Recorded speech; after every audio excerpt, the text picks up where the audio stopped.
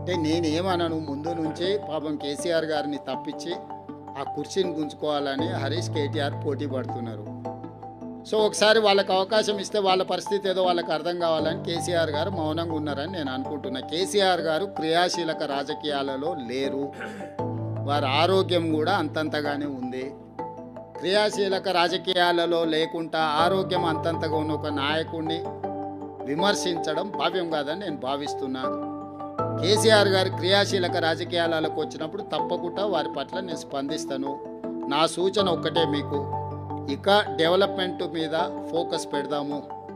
రాబోయే 2 సంవత్సరాలు ఫోకస్డ్గా మన రాష్ట్రాన్ని అభివృద్ధి చేసుకుందాము, సంక్షేమ పథకాలు అమలు చేస్తాము, రాష్ట్ర ఆదాయాన్ని పెంచుకుందాము, వనరులను సమకూర్చుకుందాము, అభివృద్ధికి సహకరించండి అని ప్రధాన ప్రతిపక్షం హరీష్, కేటీఆర్కి చెప్తున్నా.